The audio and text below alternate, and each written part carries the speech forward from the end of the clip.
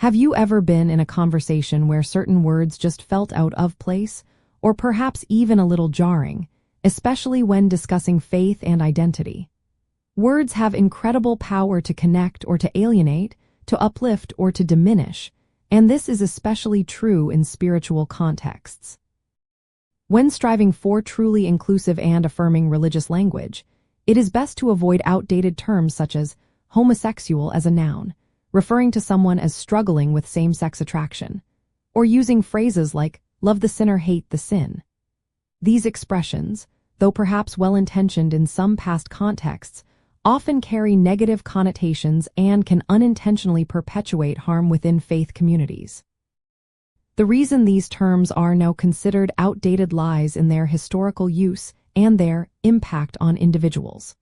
For instance, using homosexual as a noun reduces a person's entire identity to their sexual orientation, rather than acknowledging them as a whole person who happens to be gay or lesbian.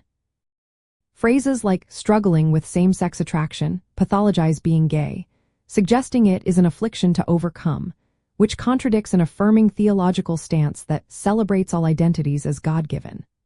The common saying, love the sinner, hate the sin, often implies that an LGBTQ+ identity itself is sinful, making people feel unwelcome and judged rather than genuinely loved and accepted within a spiritual home.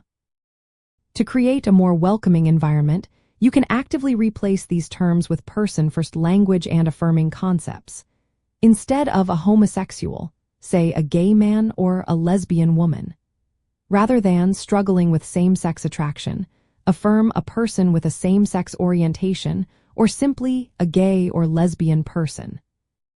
When discussing welcoming others, focus on radical hospitality and unconditional love, which means embracing individuals fully without judgment about their identity or relationships.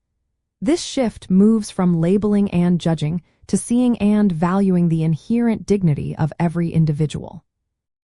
One insider detail to remember is the importance of distinguishing between historical theological discussions and contemporary lived experience. While older texts might use certain terminology, it is vital to interpret those through a lens of evolving understanding and compassion. Another key concept is reparative language, which focuses on repairing past harm and building bridges through thoughtful, respectful communication that honors diverse identities. This approach helps ensure that our words reflected our desire for true spiritual inclusion. By consciously choosing affirming and respectful language, we contribute to building faith communities where everyone feels seen, valued, and safe to bring their whole selves. Our words become powerful tools not just for communication, but for creating genuine belonging and reflecting a faith that truly embraces all of God's beloved children.